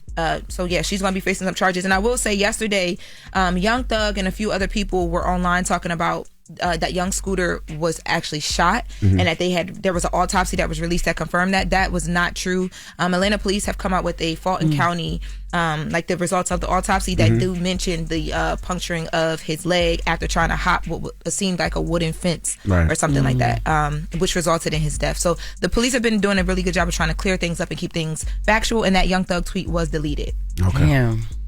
All right. Well, that was the latest with Loren. Charlamagne, who you giving that donkey to? Man, we need Kevin Hart to come to the front of the congregation. We like to have a word with him. What? Kevin Hart. What Kevin did? Hey, yo, I know damn well. Is it Kevin or is it Chocolate Dropper? It's Kevin. Before after the hour, you got to stay tuned. He is a clown. Which one? Kevin. I mean, not Kevin. Charlamagne. It's the Breakfast Club. Good morning. You're checking out the Breakfast Club. Your execution on the donkey of the day is something to behold. Was it a read? He gave me donkey of the day, and I deserve it. People need to know. Well, you need to tell them. I am. You have the voice. Tell them. Tell them. It's time for donkey of the day. It's a read, but you're so good at it. You're trying to be a fake ass Charlamagne. There's only one Charlamagne around. Damn, Charlamagne, who you giving donkey of the day to now? Donkey of the day for Wednesday, April 2nd goes to Kevin Hart. Kevin Durant Hart, that is. Okay, I'm going to make sure to say Durant or Kevin D because I don't need y'all thinking this our guy from Philly. No, Kevin D is a 47-year-old California man, and yet another reason why Noah only allowed animals on the ark. I'm telling you right now, my anxiety, I'll never be able to shake it off, okay? And it's because I have to read the news every day, and when you read the news, you come across stories like Kevin D. And the headline I saw this morning on Law and Crime that grabbed my attention was Imagined Infidelity. Okay, that title piqued my curiosity, and I'm like, what's that? Imagined infidelity? Is that when you dream of cheating on your significant other? Is that a crime now?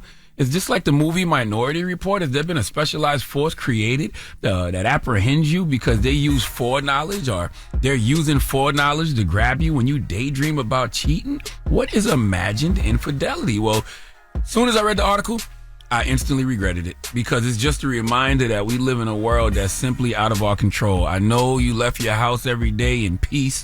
If you're like me, you said your prayers this morning, you read your daily affirmations, you meditated, you probably went to therapy yesterday. You did all of that, and you still can't control what other people do. And Kevin D is yet another example of that. Let's go to KSBW 8 for the report, please. A seaside church community mourning the loss of one of their own, 65-year-old Jackie Robinson. Police say she was killed by her daughter's boyfriend, 45-year-old Kevin Hart of Patterson. Hart allegedly beat her to death using a glass tabletop. Seaside police said Hart was visiting the home when he allegedly killed his girlfriend's mother. Police say Hart then resisted arrest and obstructed police. I promise you, I read this story and I immediately asked ChatGPT how to avoid humans. It told me stay home, limit social interactions, and employ strategies like avoiding eye contact and wearing headphones to signal disinterest. I would love to stay home. I'm a Cancer. I'm a natural homebody. If I could be in the house quarantined every day, I promise you I would. And when folks ask me what's the pandemic, what am I quarantining for, my answer would be people. Homo sapiens. Okay, this man, Kevin D, killed his girlfriend's mother because he thought his girlfriend was cheating on him. Well, what the hell the mother got to do with this? I am so sick of people projecting their hurt on the others. You mad at your girlfriend because you think she cheated on you. And if she did cheat on you, so what? I don't know if this woman was cheating on you or not, but I will never understand the logic of men throwing their lives away for women. Honestly, I think that's gay. You can't tell me you like a woman so much that you would do something that would take you away from all women forever.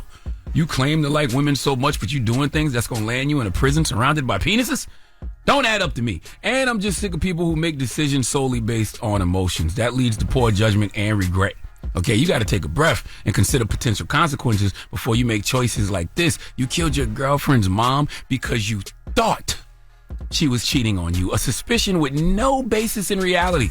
There is no justification for this murder, even if you knew she was cheating on you. But this is just what you thought.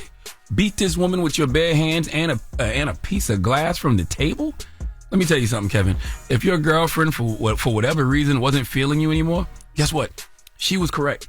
And that poor young lady is going to have to live with the regret of her poor choice in a man for the rest of her natural-born life. This poor woman's mother was the president of the senior usher board in the church, man. Her obituary said she had a very kind and loving heart with a smile that made anyone who came into her presence feel loved. And you killed her, Kevin, because you thought her daughter cheated on you, imagined infidelity.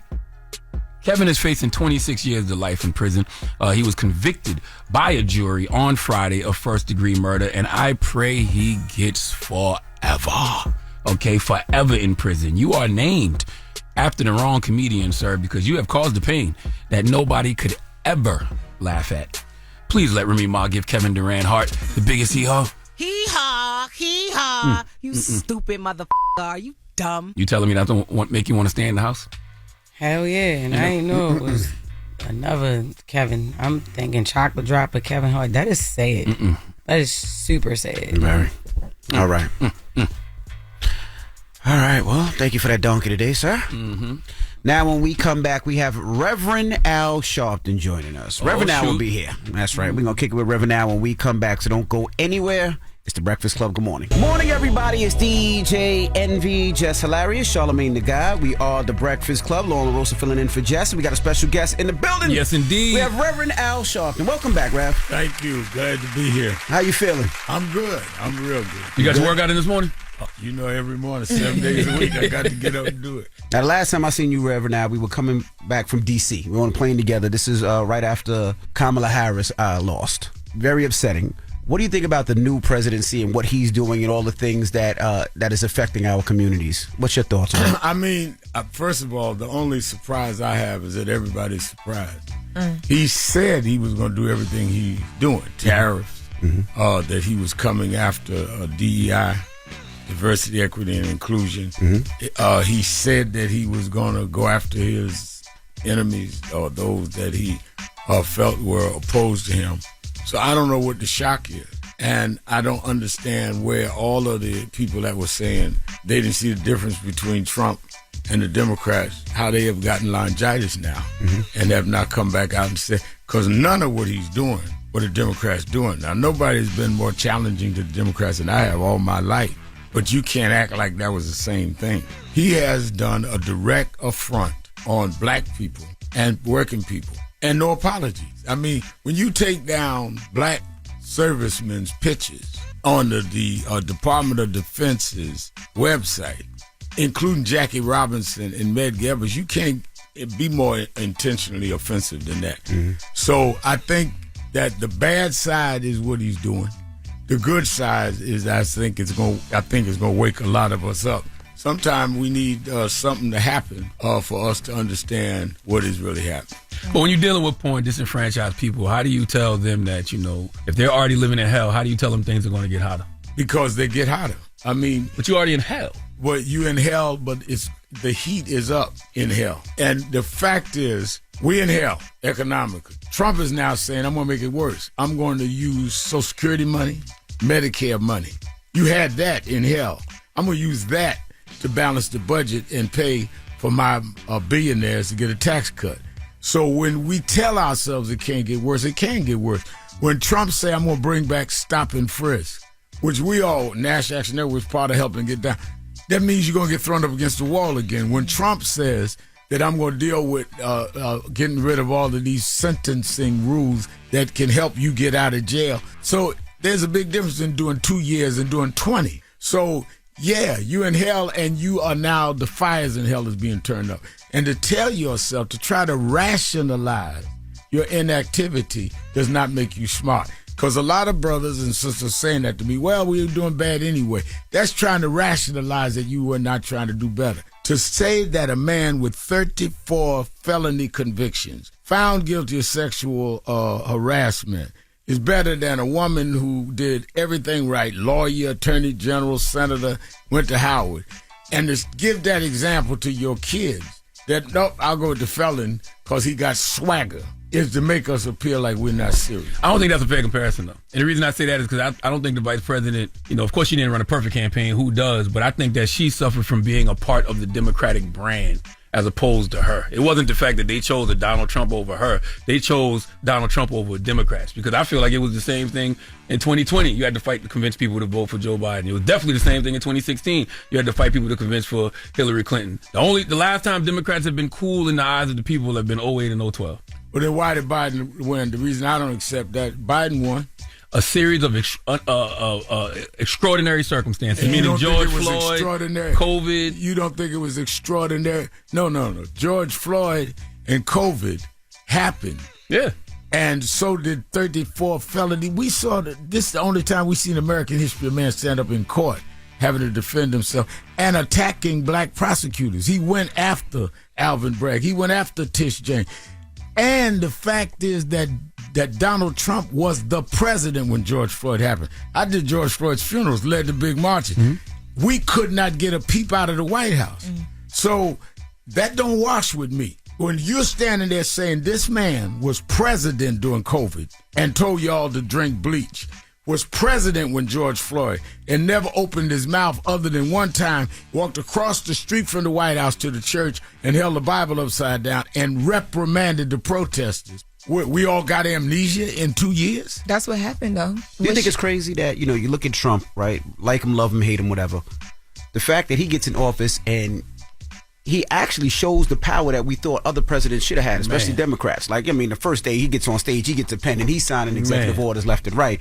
His guys that has 20 years in prison, 10 years in prison, pardons them immediately. And then you look at some of our Democratic presidents and you be like, man, they could have helped so many people for good. It just never did. Just was cowardly and didn't. So how does that give the people confidence? It doesn't. And that's why guys like me that would come to the Democrats and ask them to pardon people and didn't can be disappointed and say, I went to Biden and asked for certain pardons that we couldn't get. He pardoned his son? But I couldn't get him to pardon Jesse Jackson's son. And who should have been pardoned.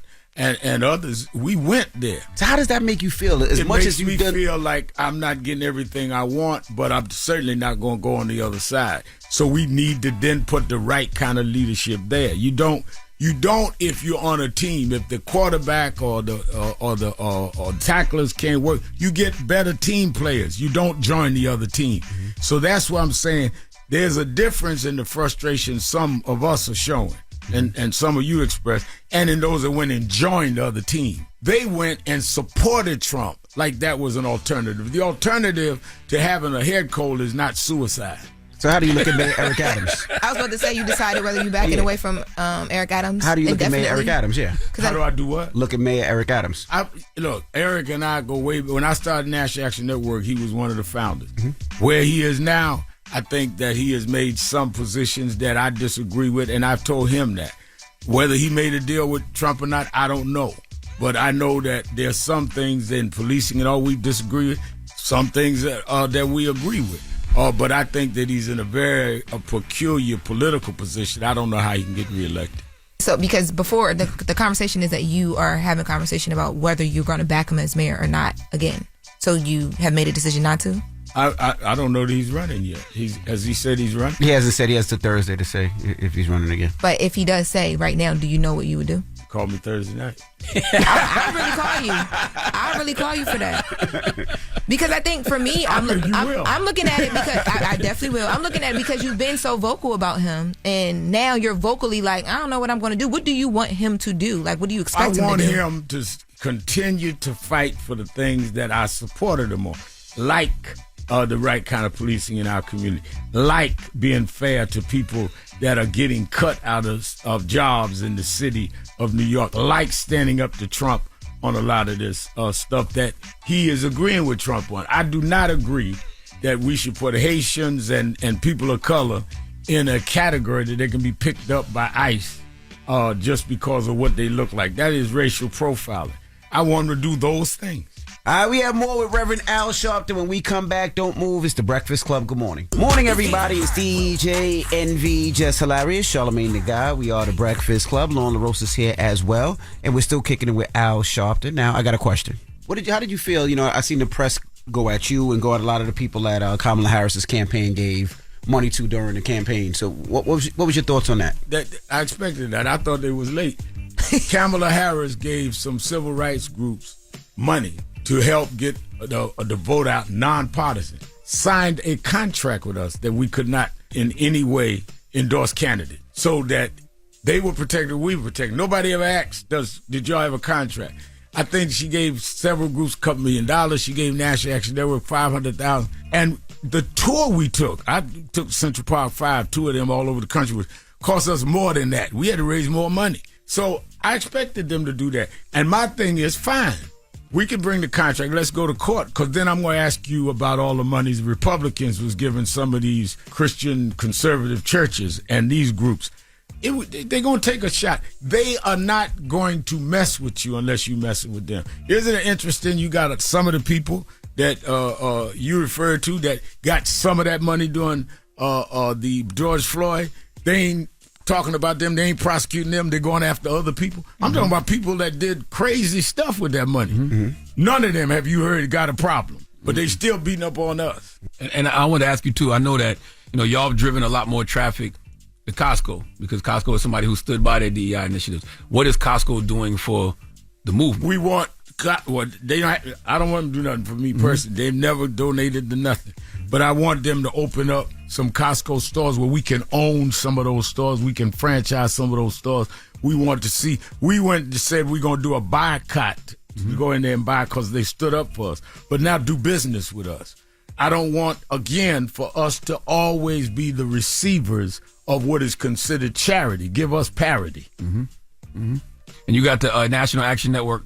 It's coming up this week, right? Starts Wednesday. I know you're honoring Miss Patty LaBelle. Miss Patty LaBelle's been honored. We're going to have everybody from the governor of Maryland, Wes Moore, who's the only black governor, to the chair of the Democratic Party. We're going to ask some hard questions. We're going to have Ben Crumpers coming with a lot of the cases that we have fought.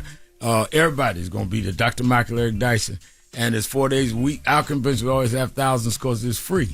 And we even had Charlamagne the God there once. That's right. Absolutely. I'm going to be there Wednesday. I'm going to be with Miss Patty LaBelle. You're going to be there because of her. Not, he's no. Wow. You don't know about that. Wow. He loved no. Let me be real clear. He's not coming out of respect to me. That is not He's true. coming to sit with Patty LaBelle. Patty LaBelle made it clear. Charlamagne the God is sitting with me. I'm not sitting with you, Reverend. I said, okay. Period. But they told me what it was. I'm like, oh, absolutely, I'll be there. Yeah, no, he's been there for our youth day and all that. He's done that.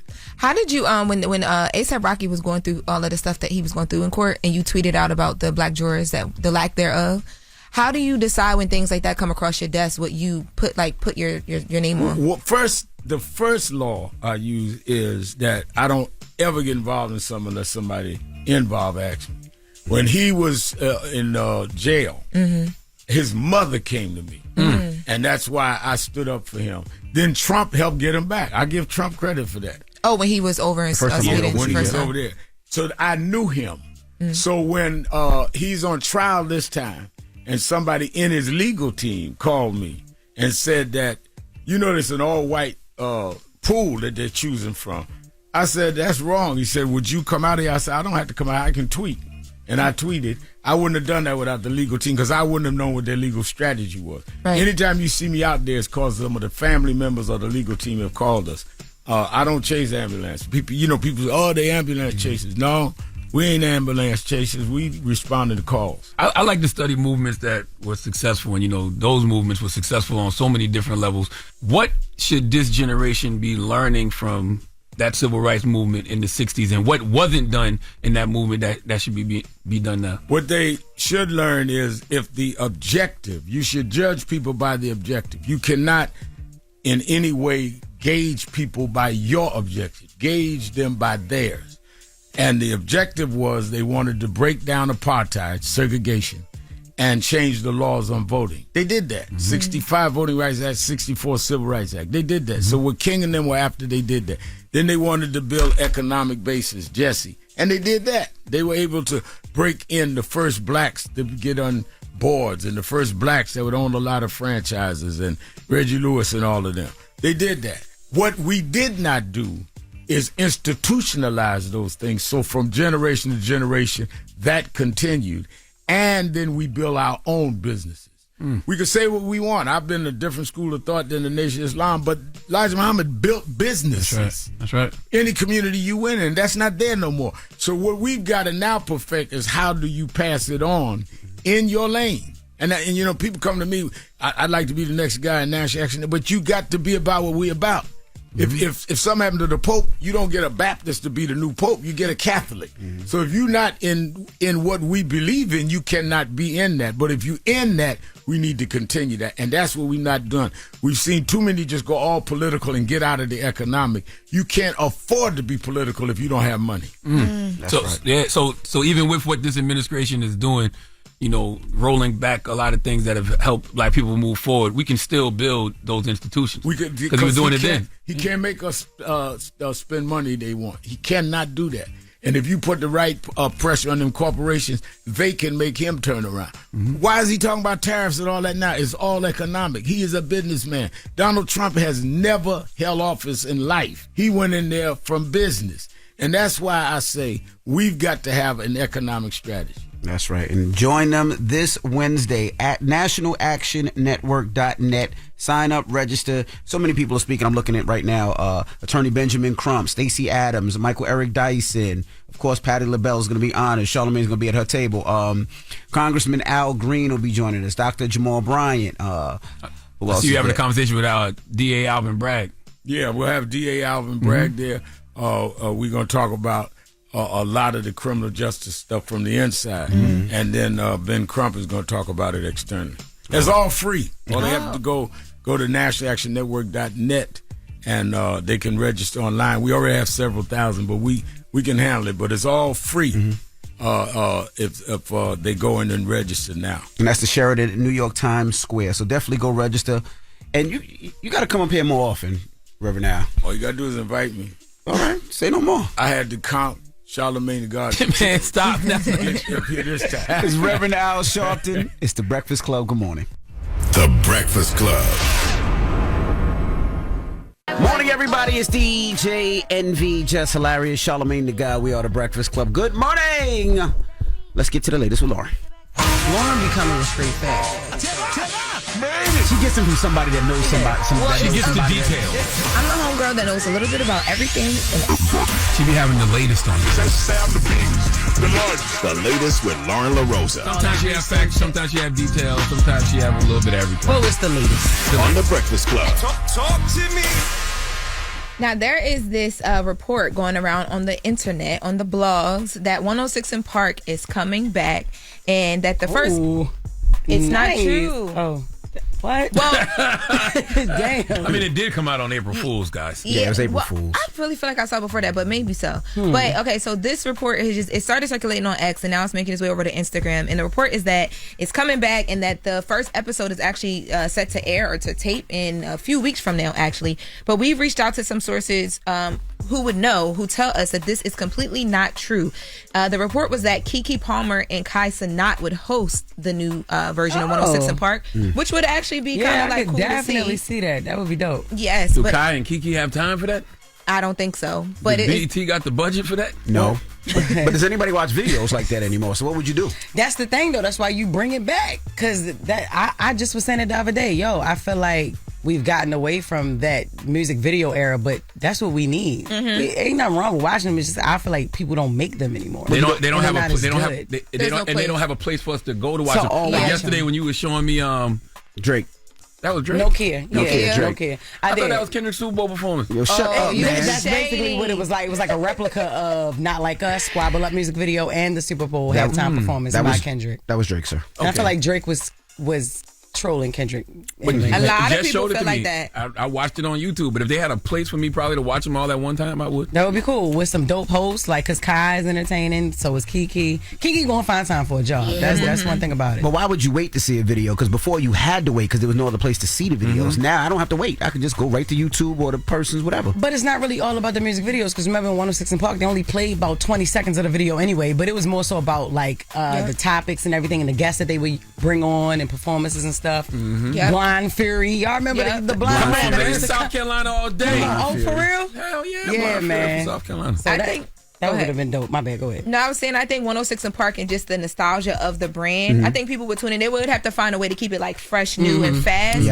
But to your point about the Drake Nokia music video, that music video has been like news-wise, it's breaking records right now. It was like most watched, most trended or something like that on YouTube over the weekend, something like that. People are having a conversation about whether he's trolling Kendrick Lamar or not. He was.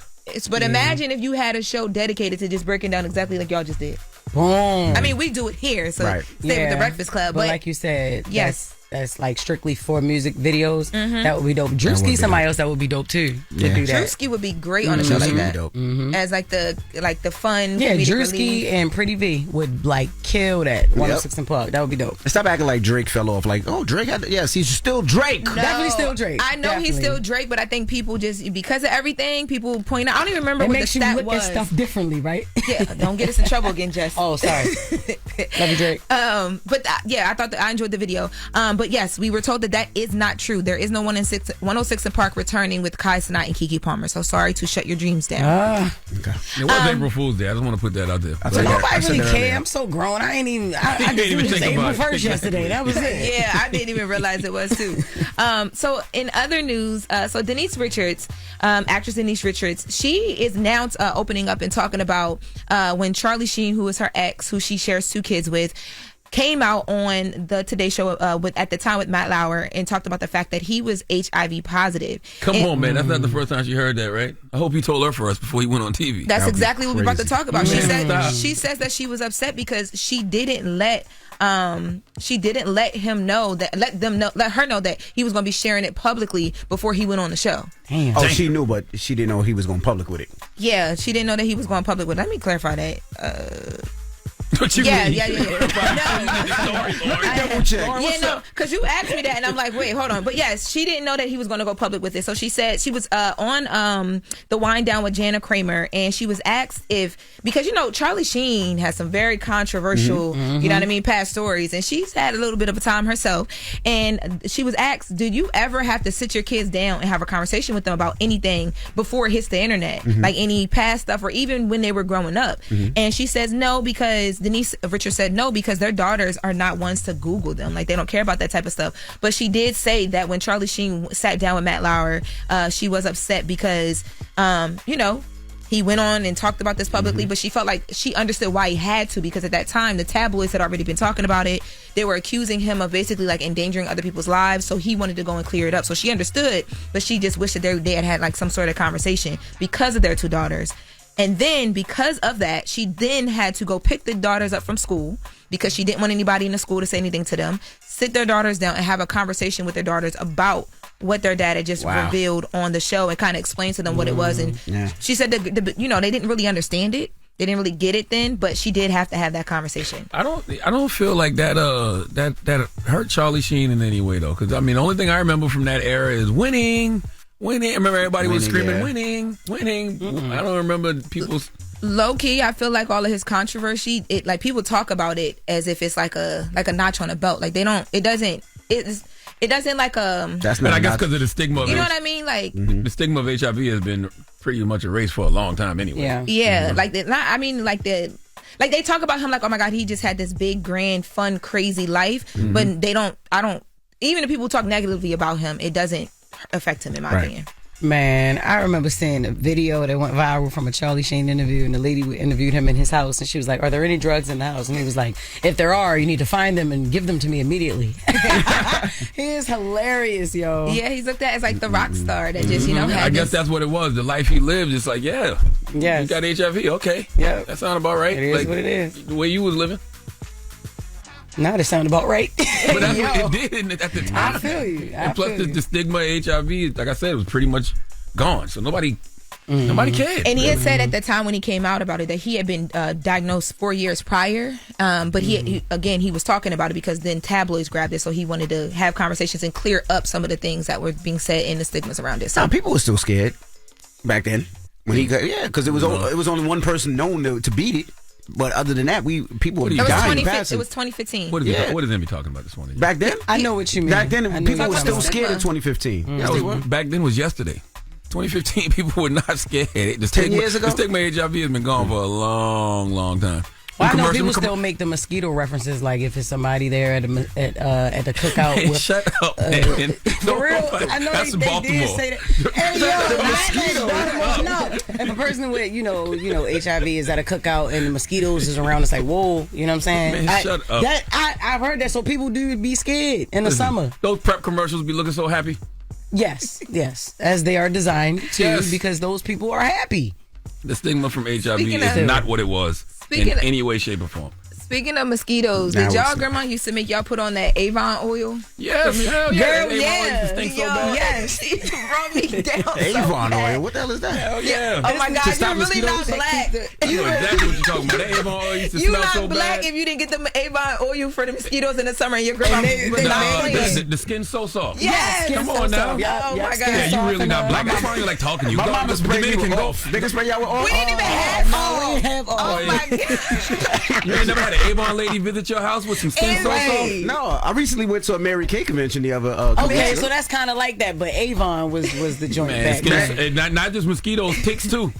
Grandma tell you that Avon skin so soft was for ticks and mosquitoes. Yo, I feel like it didn't work still. I didn't feel like it worked. I don't remember getting bit like that back in the day. I'm from New York. We ain't got no ticks we ain't had no ticks like that. Y'all got went mosquitoes. to the country.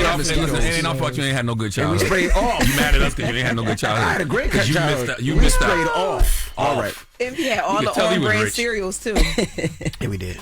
And that is the latest with Loren. Frosted Flakes with a real tag on it. We had flakes and just go get it. The big box, the big one for the family. Yeah. We had cornflakes, Raisin Bran, all that other stuff. Oh, I know that's right. All right, well, that is the latest with Loren. And I just want to tell everybody out there, it gets to a certain age where you can't do April Fool jokes no more. They tried to do one yesterday on me. Guy act like he passed out. And I called 911. Oh, my God. I called 911. And not you smiling. Oh, when you was doing the mouth-to-mouth? I was minding my business. I promise you, I saw him doing the mouth-to-mouth. I saw the dude on the ground. I kept going. I was not doing no mouth-to-mouth. And then you got your pink hoodie on today. I was like, oh, okay. You know what? People's Choice Mix is up next, man. It's the Breakfast Club. You're checking out the Breakfast Club. Morning, everybody. It's DJ NV, Jess Hilarious, Charlamagne the Guy. We are the Breakfast Club. Now we got a salute to Bubba Wallace for joining us this morning. The good brother Bubba Wallace, NASCAR's own. Man, I thought he was the first black NASCAR driver, but he's the second, I think. Second, yeah. He said there was others, yeah.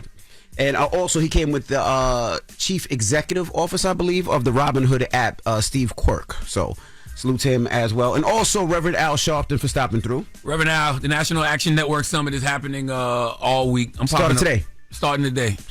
Yeah, they're honoring Miss Patti LaBelle tonight, so I'm going to go pay my respects to Miss Patti LaBelle. Yeah, Reverend Al was on live this morning talking about it. So salute to Reverend Al. He was holding the camera, right? He was in the gym, yep. Oh, okay. Hey, y'all stupid, yo. Somebody was holding it for him, he was doing it himself. Yeah, he was holding himself. Okay. Salute to Reverend Al. And Jess, you got shows this weekend? Yep, in Raleigh, North Carolina. I will be there. You said it's Raleigh. It's not Raleigh, right? Raleigh. Because my call it dumbass Raleigh. was saying I call it Raleigh. All right, so it is Raleigh. All right, that's what it is. I will be there at the Improv. We got 2 shows this Friday, 2 shows this Saturday. Get your tickets at JessHilariousOfficial.com or improv.com. I will be there Friday and Saturday. And I will be there Sunday for Dreamville Fest too. So, yes, I can't wait to see y'all, Raleigh. All right, when we come back, positive notice to Breakfast Club. Good morning. Morning, everybody. It's DJ NV, Jess Hilarious, Charlamagne the Guy. We are the Breakfast Club. It's time to get up out of here. Charlamagne, you got a positive note? I do have a positive note, but before that, I want to tell everybody, make sure you go get your tickets for the 3rd annual Black Effect Podcast Festival happening Saturday, April 26th at Pullman Yards in Atlanta. What is today's date? Today is the 2nd, right? Second.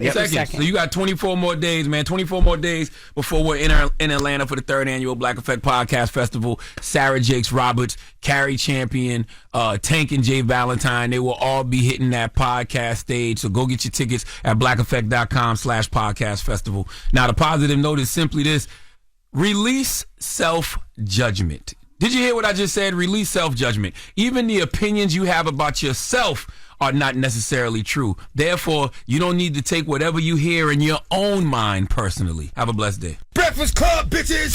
Y'all finished or y'all done?